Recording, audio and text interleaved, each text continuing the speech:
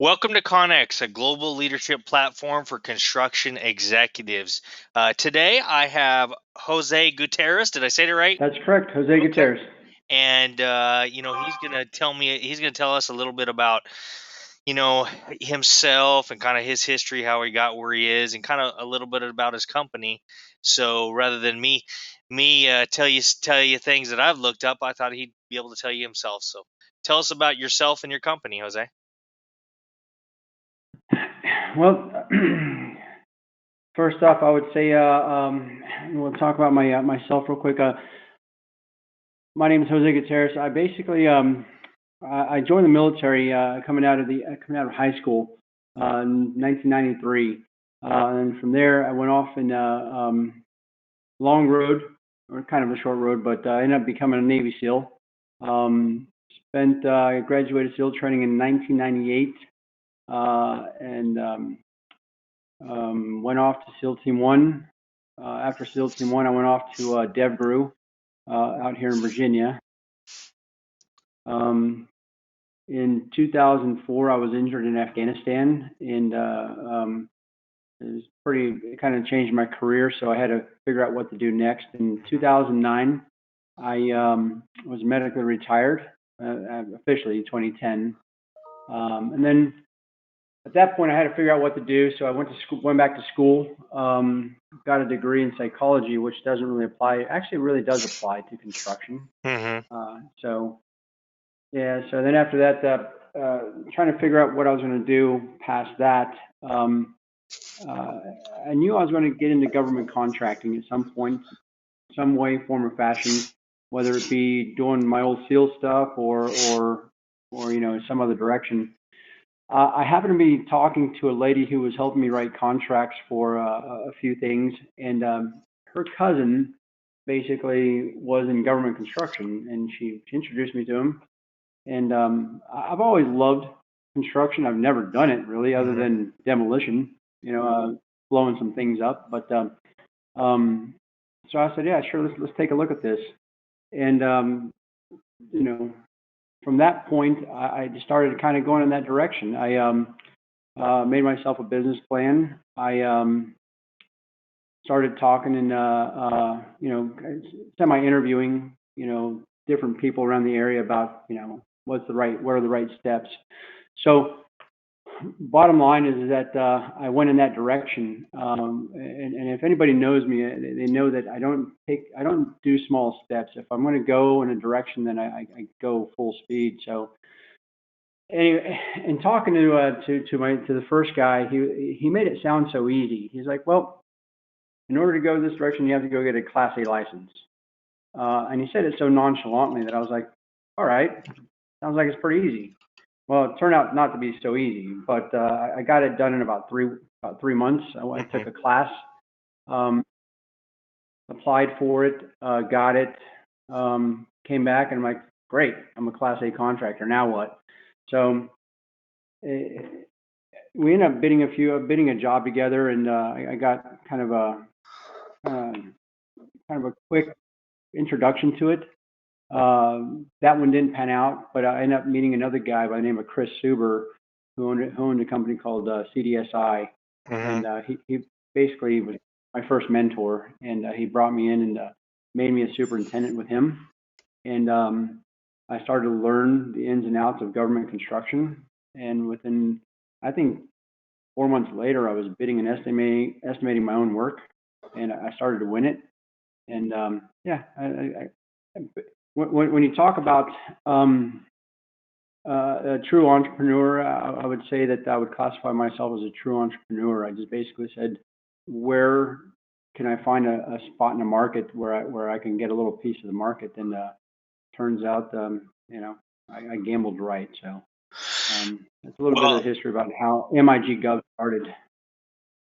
And well, first of all, I want to thank you for your service. I'm also a Navy veteran. I wasn't as awesome as you. I was a CB, not a SIL. So, so, so we Oh, I didn't get as much chance to blow stuff up like you did. yeah. So, No worries, brother. I appreciate it. but that's what's the name of your company exactly? So the name of the company is MIG Gov. I don't.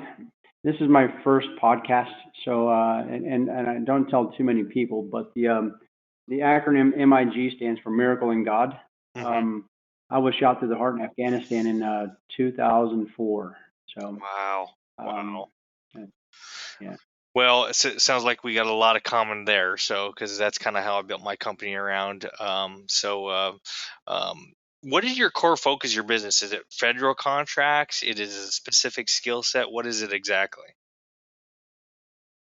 It's federal contracting, but the skill set is construction management, Hmm. right? So it's basically what we do is construction management.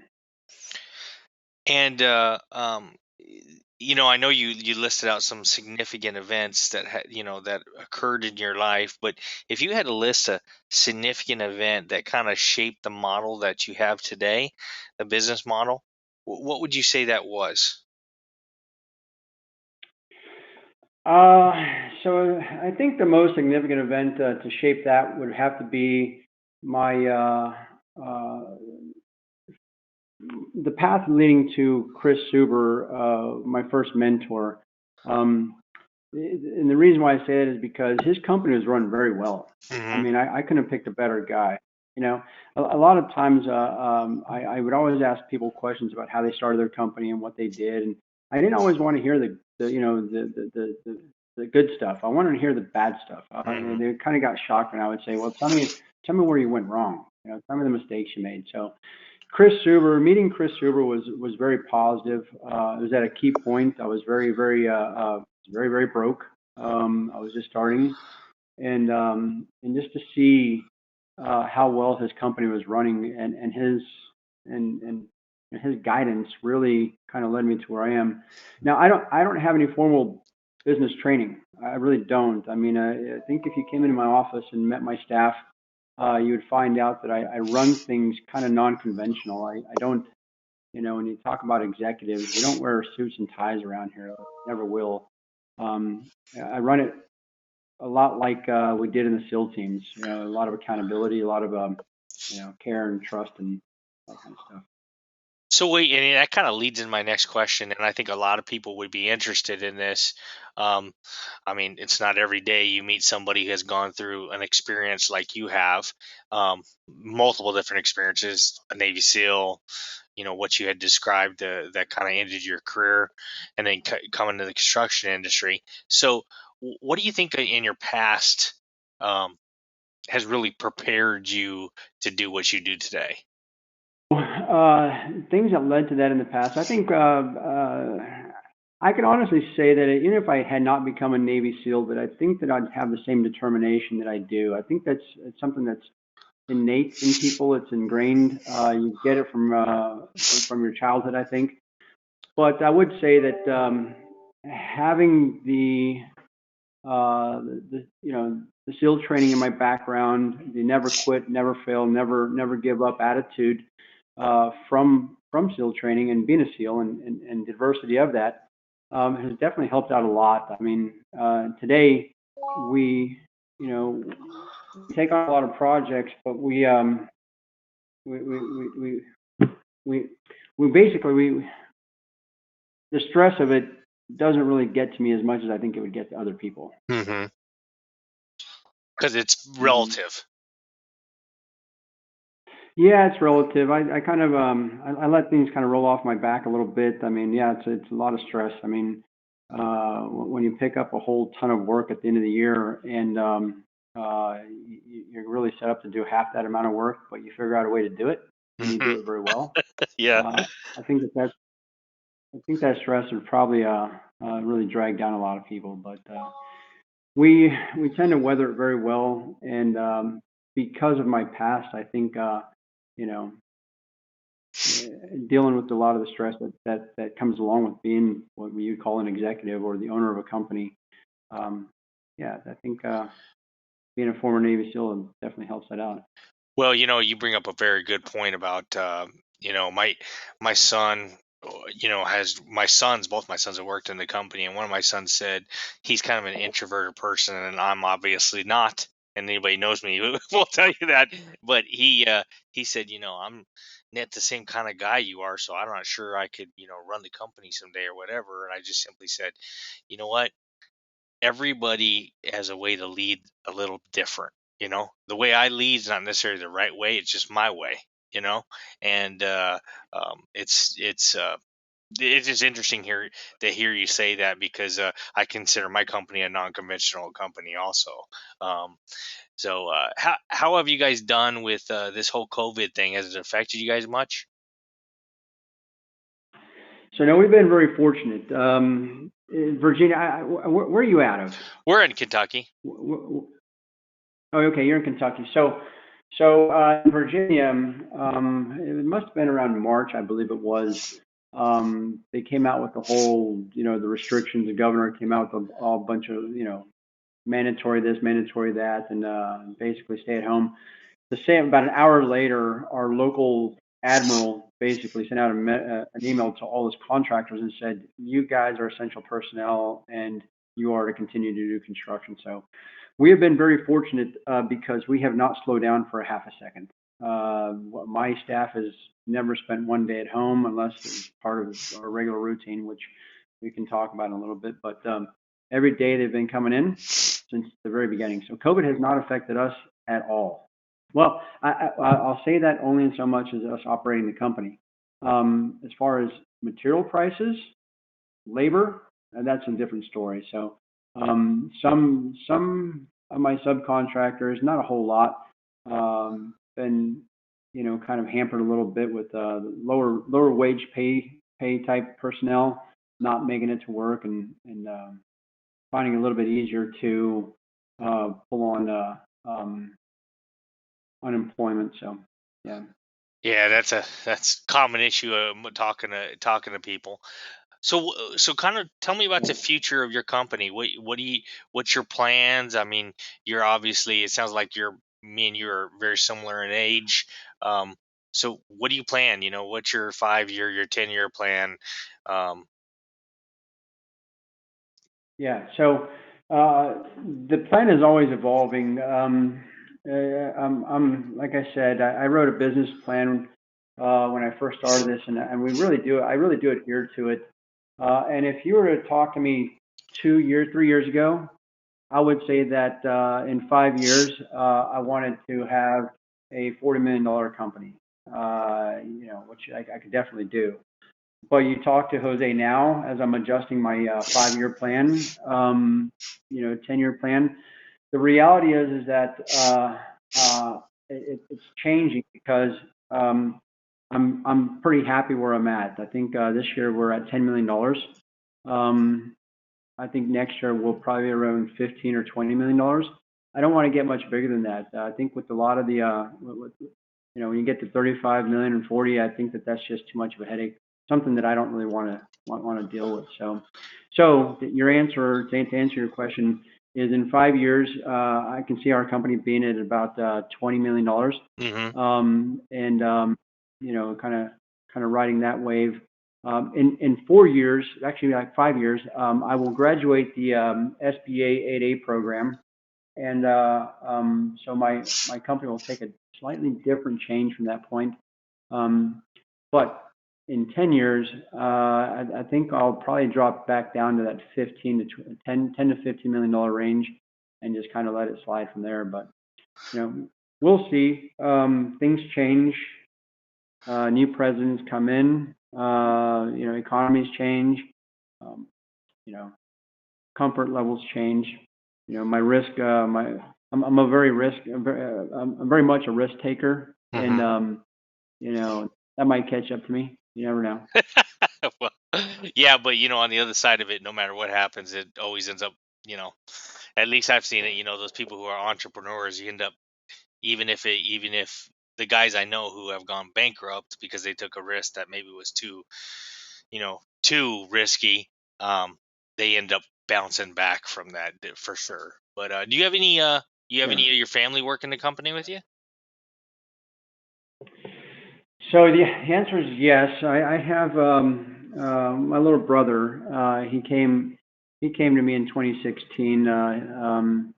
And then my daughter just graduated James Madison University. She wasn't planning on coming to me. She has a microbiology background. I think Smart girl. she had a biology, yeah, smart biology degree with a microbiology, um, um, core. But she was supposed to be off to the how's that called? Um, the Peace Corps. She was supposed to be going off to the Peace Corps, and they recalled everybody from that. And I trust me when I tell you, it wasn't me who hired her. It was my vice president, Jennifer. Was like, hey, we need somebody in here now, and I think we should bring in Tori.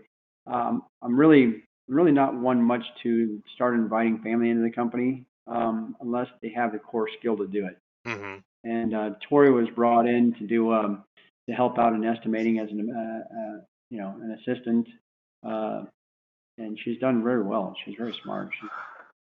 Well, it could definitely. I've had all four of my kids work with me in the company at one point or the other, and it's been some of my kids have stayed here, some moved on, but it's been rewarding. It really has. It can be difficult, Good. but it can be rewarding. So, um, personally, what skills and ability do you think that you've had that have helped you out in business? Well, we've talked about one of them, skills and ability. I think it is a skill or an ability to be able to weather stress, to be able to take on, not just the good times. Anybody can take on the good times, especially the glass of bourbon. But it's the ability to make decisions and take on stress that I think there are days when I look back and go, wow, I didn't overreact to that, or I really weathered that one really well. I think it's a big skill. A lot of people they don't always take into account when they start a company. A lot of people get out of it because it's just too much. Other skills, I think my management style is very very critical to the feel of the company, right? So I have a management style, like I told you before as well. I run it like the SEAL teams, where we don't just say we care about you; we really do it on a daily basis. Mm-hmm. We take care of our employees. I don't micromanage. I expect you to get your damn job done. That's for dang sure. You know what I mean? So, but there's, I don't hold back, and not in a good way, not in a bad way. We hold each other accountable. And I think that's a skill that a lot of people I don't think a lot of companies really do that to our Well, level you anyway. would think that would be so simple, but yet it can be a difficult thing finding somebody who has that ability. That's exactly right. I've worked with other companies, whether it be as a subcontractor or maybe a mentor, and it's not common. When we interview people here and we tell them, basically how we run the company, a lot of people don't like, well, it can't be true, But when they come on board and they realize that, yeah, it's true. I'm going to let you work, if you're a project manager, I'm going to let you work from home a couple of days a week. But yeah, I had that policy before COVID. I'm not going to ask you to start keeping track of your the days you take off necessarily. If you need something off, just ask for it. I want to let you do what you need to do. I'm going to let you run your own schedule. So that's something that I think that is not unique to our company, but yeah, I won't run it any other way. So, speaking about like, advice that you'd give, someone who is looking to either, as mid-level management or someone who's younger, who's looking to come in the industry, both personally and professionally, what advice would you give them if they were thinking about kind of going on their own, doing what you did? Um, yeah, I'm kind of a unique study, I think. But what I would recommend to anybody coming in, I would say, figure out that level you're start low. I'm not saying put your goals low. I'm just saying start low in terms of on the scale of where you think you need to be. Superintendent, maybe even if you start inside, at one of our admin positions, PMA, project manager assistant. Learn that, and learn it well, and then start to learn other things about what ties into that. Don't just learn about project management or assisting the project manager, but learn about the accounting of it. Learn how it ties in, and then try to progress up. Right? So, as you know, for us, you have your admin side, and then you have your basically your construction side, which means that your superintendents on the ground work. So from your superintendent to your PM, project manager, to basically a senior PM to a vice president, I would say try to see that and envision that, and is that the kind of stress you want to have, and you have the qualifications, right? Like I said, I'm a unique study because at best I was a superintendent who had to learn really fast how to be a project manager, Mm-hmm. who also had to learn about accounting, who had to learn about all this stuff. But I think that I was, I studied a lot. I spent a lot of time in the books and figured it out, and a lot of it was by fire. So that's what my advice to them would be, don't, too many times people, I know a guy who started laying tile, basically as a tile layer, Mm-hmm. and within about a year he thinks he can go off and start a company, and next thing you know he finds out that he can't because he doesn't know the first damn thing about running a company. You know what I mean? Or bidding properly, or scheduling. It's like, why don't you figure that stuff out on somebody else's dime for a little bit, and then when you think you can, go back and reassess your finances to see if it's even possible that you can do that, right? So I don't know, people. That'd be my advice to people: is start low, learn, progress up a scale, and then get everything else straight if you want to go off on your own. And good luck. Well, you bring up that last point is kind of where I was going to. I always say everybody has successes and failures that have kind of, brought them to where they're at today. And some people don't like to call them failures. I like to call it what it is. It's a failure, you know. And some people call it learning Sure. experiences. But could you give us some real world experiences you've had that have been failures and successes, and how that have helped you? Sure. Real world failures. It's hard for me to see them up front because I don't want to sound like this guy, but I'm always a positive thinker, and I always take something and make it into a positive no matter what.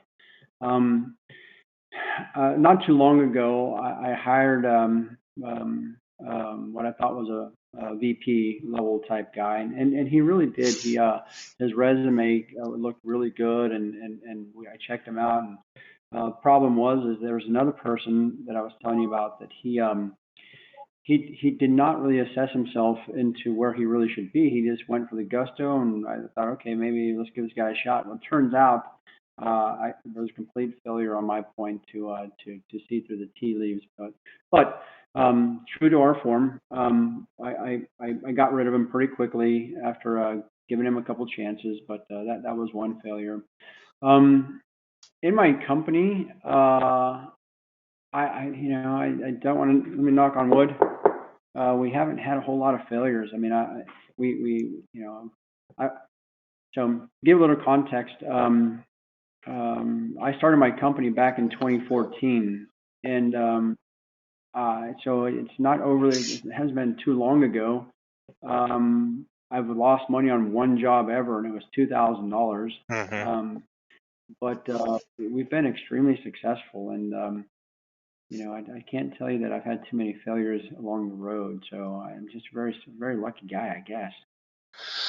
So, I want to kind of move to, kind of the last phase of this is where I call the speed phase, and I go through 8 different topics, and you can rate anything, rate each of them 1 to 10, and they can be rated individually. So if it's a 10, it's the most important thing you think in construction in your company, then you could rate all of them 10. But Sure. I'll go ahead and you can explain why you give the number you do. So we'll go ahead and start with scheduling. How important is that to you and your company on a 1 to 10 basis? Overall scheduling, because that scheduling is two things. Scheduling is job-specific scheduling or company scheduling, i.e., getting the right people on the right job at the right time and things like that. I would say that is a 7 because it can move around. You just have to do it properly. So scheduling to me is a 7 and not the most important thing in my company. Estimating. 10. Estimating by far is if you can't do it right, then you don't have any reason to be in the game. If you don't make any money, then what the heck's the point, right? So if you can't estimate it, then there's no need for a project manager because you're never going to have one. Contract. Now I have contracts is actually the paper contract, and I have contract administration, the actual execution of that contract. So two different topics there. So contract, importance is also a 10. Contract admin. We'll talk about contract first. So that gets up there with estimating. You win a job, you think everything's kosher, but then you read the fine print of the contract, and next thing you know, you're like, oh crap, how are we going to make up that, right? So contract is an equal to estimating. Contract admin. The importance of it, across the board is probably an 8.5, right? And the reason why I say that is because contract admin, it all plays into the final product. You can be a little sloppy and get away with a few things, but it's very important to make sure you have all your systems and processes in place. That way, they're repeatable. They are, they're steadfast, basically. Important. Accounting. Accounting is a 11. I think that's one of the biggest places where new companies they don't have the foresight to understand the importance of accounting. I don't have any degree whatsoever in accounting, but even I knew in the beginning that every job I win, I have to set money aside. I have to, whether I do it to this day. We have our own separate tax account where we put set it aside because I don't want to be surprised at the end of the year. Coding, you got to make sure everything's coded properly, and if it's not, it's just going to be a pain in the butt to unscrew later on. So accounting is probably up there with estimating. Obviously you need estimating to have an accounting system, but it's up there. It's an 11. What about selling work? Sure. So our model is different because we don't really go out and sell to the general public or to a certain client. Basically, we basically sell to a certain client, and because we're government, it's contracting officers or at that level. But it's also very important. So I would give that is actually a 10 as well. And the reason why is because I got my first $4 million IDIQ because it was just me, my backpack, my word, and one superintendent. I later on had to bring on a crew of CVs actually. But it was my ability to sit there and tell them my story and get them to believe in what I was telling them, which is, I think in the meeting I told them, I was like, hey, if you give me a job to sweep these floors, it'll be the best damn job you ever had, right? And I'll have it done under budget, and I'll have it done, way before, the scheduled end date. So your ability to go out and meet these people and get them to believe in you and your work in progress and everything else, it's pretty important. So, we're not ranking them all in order, but selling, the ability to talk to contracting officers and sell that, it's very important. Last but not least, leadership. Leadership is also one of those 11, right? My thought is that the whole lead by example, the whole lead from the front. I've seen a lot of guys out in the field, that just that weren't thought they were good leaders by yelling and screaming. And next thing you know, they tick off the government side, they take off the subcontractor side, or leadership is very important. I would give leadership, like I think I said, a 10 as well. Yeah. Well, that's kind of the end of the speed round. I appreciate your time here today, and I do want to say before I give you the last word, like I do all my guests. Number one, I want to thank you again for your service. I mean, you've done something and made sacrifices most people will never understand. You know, I and appreciate that. that's to be commended. Secondly, I want to commend you for being one of the books that I was an author of was. Discussing veterans to being, it's called Boardrooms, and it talks about like Yep. the transition to how it is to become an entrepreneur from coming from the service, and a lot of Yeah. people are scared, and because they have that security of the service, and Yeah. based on your story and what I've read about you, prior to our conversation here today, um, I'm impressed that you rolled the dice and you took a chance and you realize life is not worth living if you're not willing to roll the dice and take a chance. So That's exactly right. and the last thing I want to commend you for is running a Christian-based company from somebody who does that themselves. We are a big believer in that, and we put our money where our mouth is. We take 15% of our net Hmm. profits and give to a Christian-based charity. I have received a lot of bad feedback, but I've received a lot of good feedback. But in the end, as Mother Teresa said, it was not between me and them anyhow. It was between me and God. so so That's exactly right. and I want to commend you for being Yeah. a Christian-based business owner, because that's a significant thing, and it's great having God in your back pocket. So I'll let you have the last word. Absolutely. Well, no, I appreciate all that, and you're right. Having God in your back pocket, it should be first and foremost. But no, I appreciate coming on, and I don't do this is my first one. I'm not really good speaking, in public and things like that, and I I appreciate being able to talk about it to somebody who's not a contracting officer or somebody basically you're selling yourself to that person, your beliefs, your systems, and things like that. So I don't get a chance to do it outside of a meeting with somebody I'm trying to get work from. But yeah, yeah. My advice to anybody coming in would be really think about it hard and don't give up. I mean, I would say don't do anything half measure. If you want to do it, get off your ass and do it. So and don't be afraid. We're all going to have slips and falls. You got to pick yourself back up and charge at it again. One of the things I didn't get to tell you was that and we'll talk about it. Give me a call some other time. But when I tell you that I was at a point of no return, it was either this is going to work or I'm going to be homeless for even longer, Mm-hmm. and I'm going to have to go find a way to get out of all this debt. I was at that brink at once. So it's all possible. That's what I would tell somebody, like, but you can't give up. You've got to really trust in it. So thank you for having me on. I appreciate it. And yeah, Well, thank you again, Jose, and for the audience, join us next week for another podcast.